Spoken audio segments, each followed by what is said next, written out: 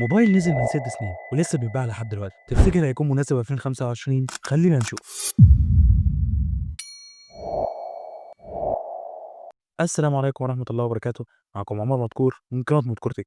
النهارده هنتكلم عن واحد من انجح واشهر الموبايلات اللي نزلت في اخر 10 سنين وهو ايفون 11. هل الموبايل ده لسه قوي في 2025 وهل يستاهل فلوسه دلوقتي ولا خلاص بقى تقيل وكاميراته ضعفت والتحديثات مش شغالة؟ في الفيديو ده هجاوبك على كل الاسئلة دي وبشكل بسيط، وهقول لك الموبايل ده ينفع لمين ومين لا. بس قبل ما نخش في المواصفات صلي على النبي عليه افضل صلاه والسلام. لو بتستفاد من المحتوى بتاعي ما تنساش تعمل لايك للفيديو واشتراك في القناه وفعل زر الجرس عشان يوصل لك كل جديد. ويلا بينا نبدا. اول حاجه لازم نتكلم عنها هي الشكل. ايفون 11 تصميمه يعتبر قديم شويه في 2025 بسبب النوتش الكبير والحواف السميكه. في ناس بتفضله على تصميمات تانية. الخامات ممتازه كالعاده من قبل، ظهر ازاز وفريم من الالومنيوم ومقاومه للميه والغبار بمعيار اي بي 68، ولو حطيت له جراب حلو التصميم هيبان ممتاز. بالنسبه للشاشه هي 6.1 انش، مش صغيره ولا كبيره، بين البنين يعني، مش هتتضايق منها. بس مشكلتها انها اولا اي بي اس، ثانيا اتش دي بلس، ثالثا حوافها كبيره زي ما قلنا، رابعا 60 هرتز. من ناحيه الاي بي اس دي مشكله لان كل الموبايلات اللي في سعر او اقل منه اموليد وسوبر اموليد، بس عشان ما تتوهش مني هي مش وحشه نهائي، بالعكس هي تنفع للاستخدام ومش هتتضايق منها قوي غير لما تبص لها من الجناب، لان الاسود فيها مش مطفي، لا هتحسه منور كده، فلو انت جاي من اموليد هتتضايق من الحوار ده. بالنسبه للدقه،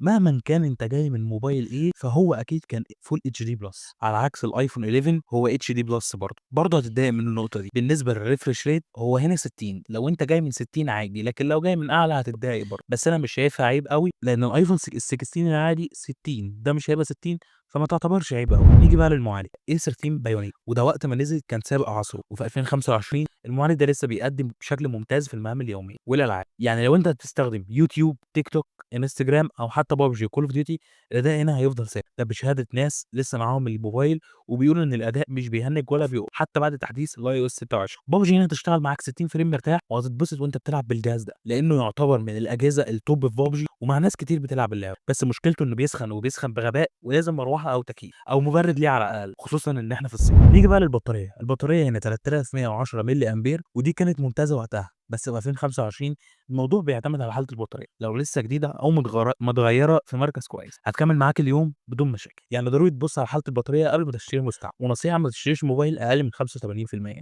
انا عارف ان ممكن يكون صعب شويه، بس ما تشتريش موبايل اقل من 85%. الموبايل فيه كاميرتين اساسيه 12 ميجا بكسل والثانيه الترا وايد برضه 12 ميجا بكسل. في التصوير النهاري الصور ممتازه وتفاصيلها حلوه جدا، بس في الاضاءه الضعيفه هنا بتحس ان الموبايل كبر في السن شويه. مفيش نايت مود للسيلفي والتفاصيل مش بنفس قوه الموديلات الحديثه، بس لو استخدامك سوشيال ميديا عادي الكاميرا دي هتبسط. ومن ناحيه الفيديوهات فهتبقى حلوه جدا لاي حد عايز يبتدي صناعه محتوى او تعمل تيك توك، مع اني مش بحب التيك توك بصراحه والفيديوهات الغريبه بتاعته. عايز تعمل محتوى اعمل، بس تعمل محتوى ينفع الناس، حتى لو برضه لو على تيك توك بلاش الفيديوهات الغريبه دي، خليك راجل. بالنسبه للتحديثات ايفون 11 بياخد اي او اس 26 رسمي من ابل، وده معناه انك لسه بتاخد مميزات النظام الجديد ولسه في امان من ناحيه الحمايه والاداء، لكن طبيعي شويه مميزات جديده ما تشتغلش عليه لان المعالج بقى قديم شويه، متوقع يستمر في التحديثات لسنه كمان على الاقل او سنتين. بالنسبه للسعر، السعر في 2025 بيبتدي في مصر من حوالي 12 ل 16000 جنيه على حسب الحاله والمساحه. ما تجيبوش بسعر اعلى من كده لانه كده مش هيستاهل سعره. طب هو عامه هل السعر بتاع 12 ل 16000 جنيه وعايز موبايل من ابل باداء ثابت وكاميرات كويسه وبسعر اقل من الجديد؟ يستاهل. لكن لو فارق معاك الشاشه